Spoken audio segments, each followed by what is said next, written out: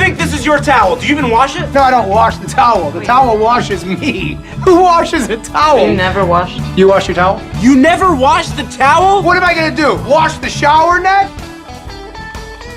Thank you. And can I just say, I loved you in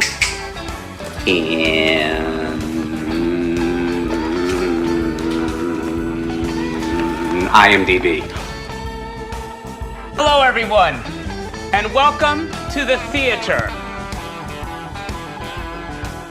It's the Al Travis Show, and our next guest coming right from the fire out to chat with us. It's Senator Lang. Senator, how you doing, my friend?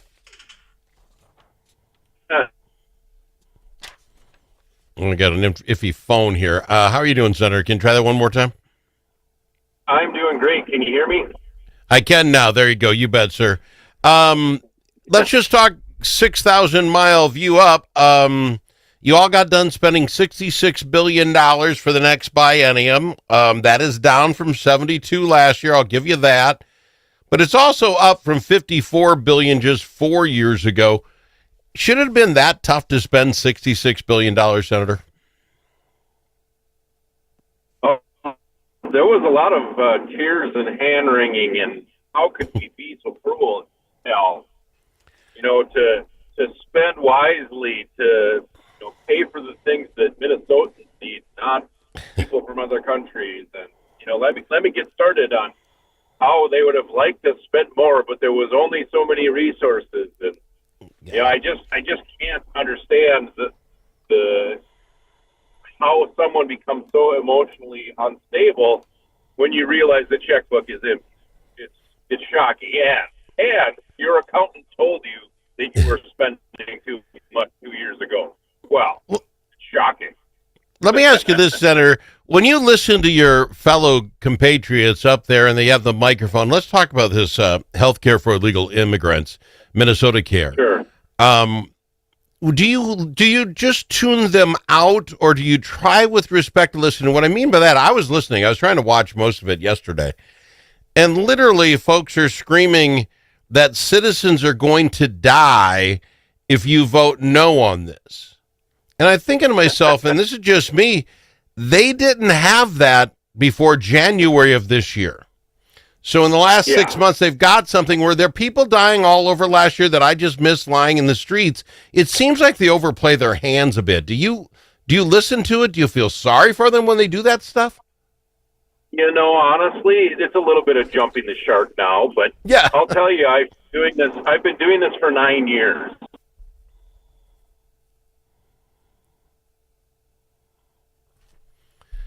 I'll tell you what, we've got to go to break. You go ahead, Senator. You beeped out again. You've been doing this for 9 years, and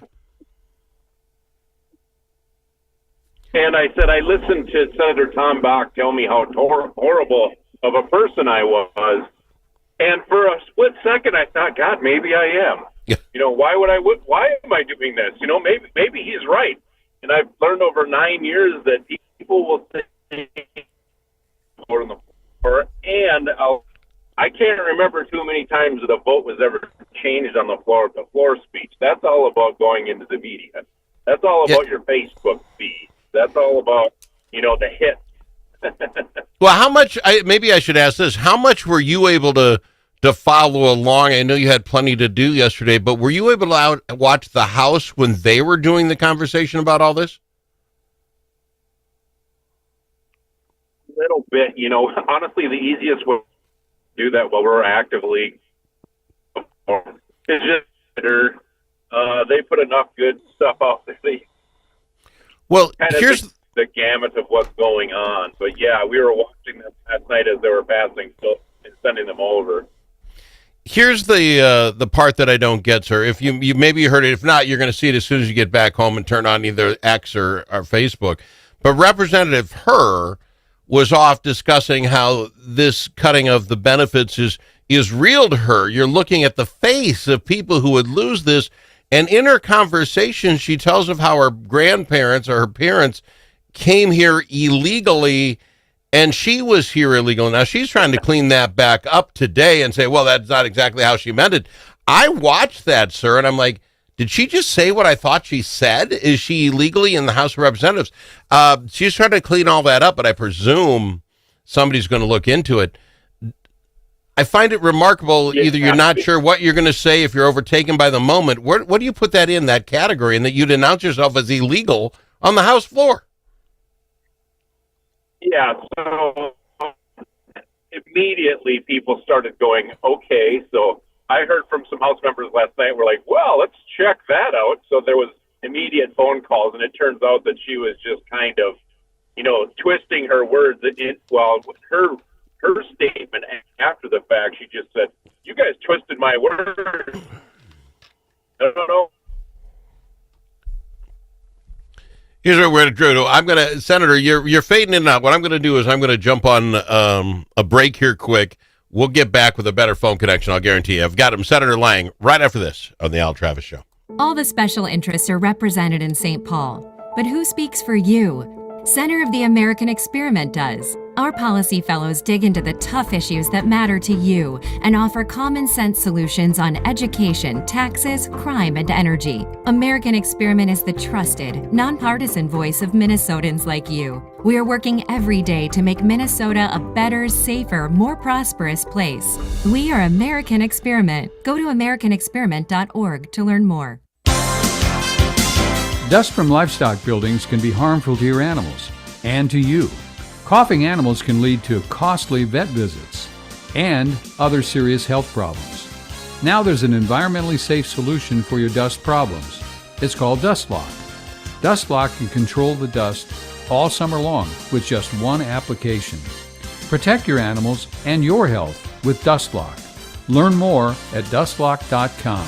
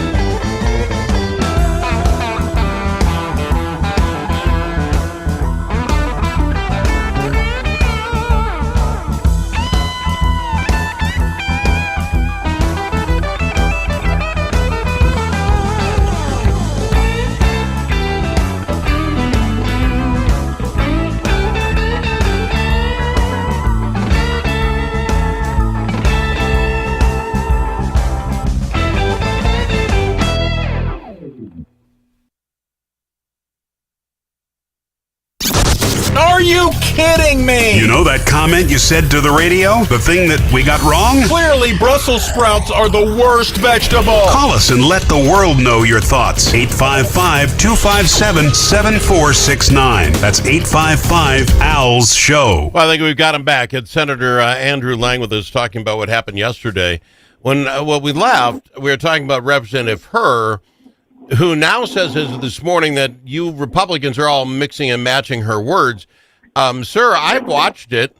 I think it was live. It was on the Senate channel or the House channel, whatever it was. And I was thinking to myself as she was telling this story about her uncle was friends with the U.S. in Laos, and then he passed, so her dad took over his name. It was a pretty intricate story that basically said she was here illegal, and she used those words. I guess back to my point, do you just ignore the stuff the other side says? Because either you're killing people or she's saying she's illegal, but you're making up words if you listen to her.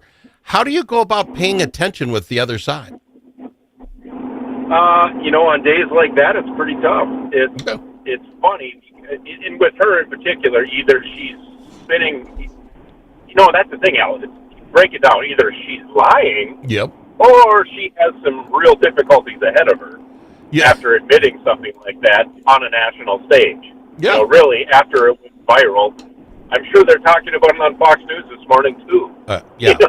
Yeah, it was flabbergasting. It was like, what are you talking about? And then she said it all. But back to, then it kind of comes down to a party line vote. How did that come out, sir? I'm going to go down to the big stuff. One of these was Minnesota Care for illegals.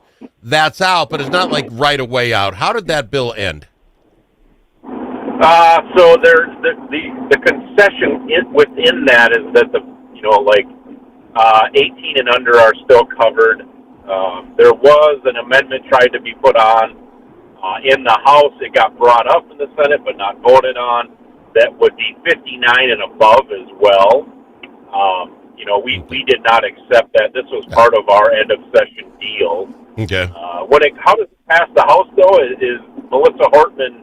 And I think they actually had 68 votes for it. Yeah. 68, 69, something like that. It was like a 3-4 vote margin. I was trying to watch on the little screen on my computer as it was happening, and we're being busy on the floor. So, so there was a few Democrats that voted for it because of the end of session bargain. Yeah. That was a pretty important piece of legislation for Republicans.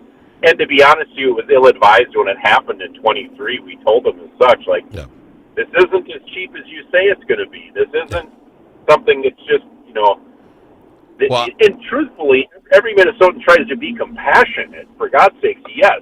But there is a limit on how many, it's just like a family. That's all Minnesota is, the big family with we have the arguments at the Thanksgiving table. And at the end of the time, we only have so money to take care of the people that we can take care of. Well, in a year where we're talking about $220 million going to people that are not citizens of the state, much less the nation, we're also cutting about the same amount of money from nursing homes. Yeah. How ironic is that? Well, the interesting thing for me on that is that you all balance a budget. When they created this 2 years ago, they thought 5,000 people would sign up. We're already at 20,000. I mean, it's already 4 times what they thought it would be, and we're halfway through the year. I don't know how you call yourself balanced, because how do you know what it's going to cost? A couple of things quick. Representative Portman and Senator Murphy both had the vote yes on that to make sure it went the way it was supposed to with the powers that be. That's got to be very tough for them. I give them kudos both for standing up to their word on that, even though they had to take a very, very hard vote. So I give them credit on that. What are your thoughts on the Republican side? Representative Demuth said straight up, the speaker, no new taxes. As far as I can tell, we did get some new taxes. It's on cannabis. Doesn't change my life any. Is that the only new taxes we saw? There's some, I would say yes, there's some fees. However, I would frame it in that's kind of a normal, over the course of years that go by, fees do increase. Just however you want to frame it, keep it up with inflation, or it's $5 for something that is now $7.50 or something like that. Okay. And that's maybe a gross generalization, but I get it. Let me ask you this: does that include? And this was already passed 2 years ago. So we're reading now that you've got to get a new license to ride a boat, to drive a boat in Minnesota. Yeah. You're gonna have. So that's a fee from 2 years ago. That didn't happen now. So I guess that's not counting. Let me ask you this: the other thing we talked about is unemployment insurance for hourly workers like school guys, paras and bus drivers, and that. I've got that. I'm under the impression that's repealed. But not for 2 years or something? Yeah, so it's a phase-out program, and I don't have the specifics in front of me.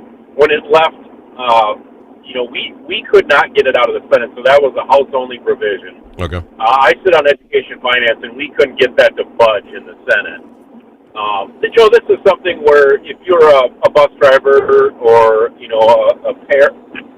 9-month employee, or a year-round employee, I should say, that, you get hired and you understand that that's part of the hiring process. Now, take for granted that I think those folks like having, a payment, but it's one of those deals. It's like, you remember when the school resource officer thing went through, and all of a sudden schools couldn't have school resource officers. So within a month or two, schools were just like, well, I guess we'll just have to sign some different sort of agreement. We can't have an employee anymore, but we'll just have a memorandum of understanding with the police departments for them to conduct these services.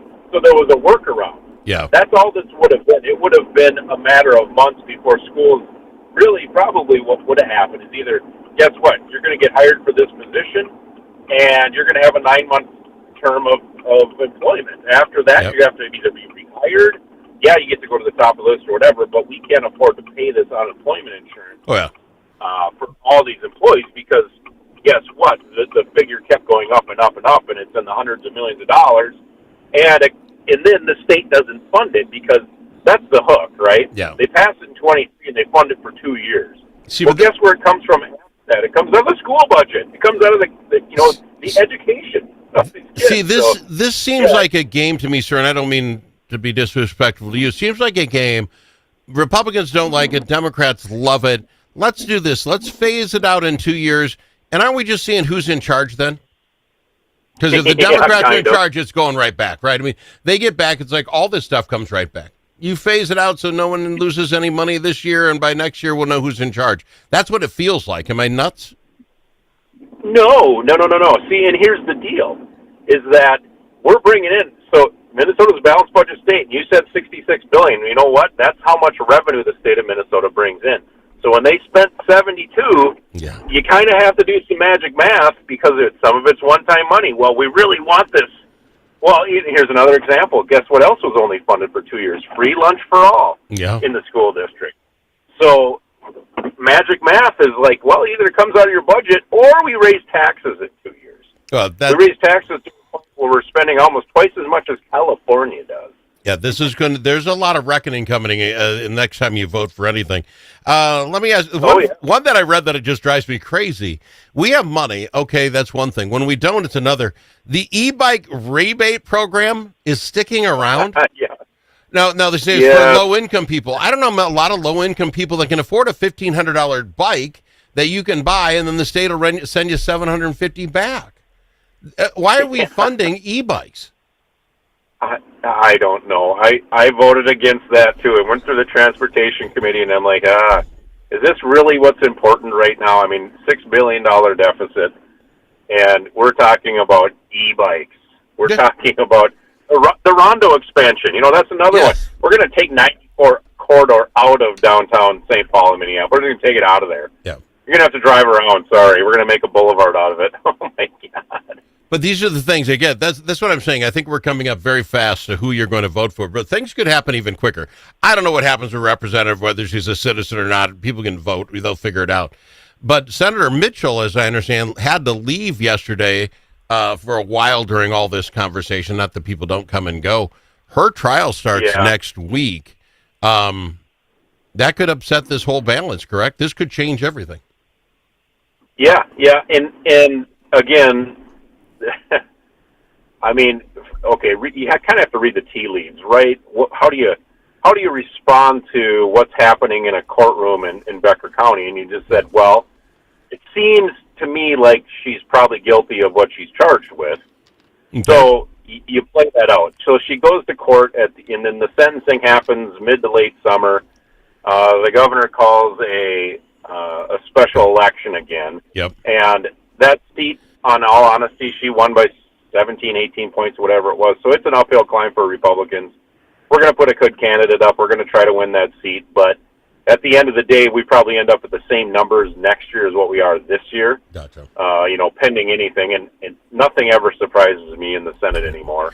It's a little crazy. Are you able to take some time now and relax, or obviously you got to work still. What are your plans here for the summer? Let's give you what are you doing this summer, sir? I haven't got I have a pontoon, an old pontoon that I haven't got in the water yet. I'm really looking forward to that. I have a camper that I've got to use very, very little as of recent that I'd like to be in as much as possible. But yeah, I'm going to work some overtime shifts and try and make up for some income. Yeah. Well, sir, I appreciate you very much coming on and taking time to do it here. You guys got to be dead tired. You worked late last night. I appreciate you being here, sir. Sounds good. Thanks, Al. Senator Andrew Lang on the Al Travis Show. More after this. All the special interests are represented in St. Paul. But who speaks for you? Center of the American Experiment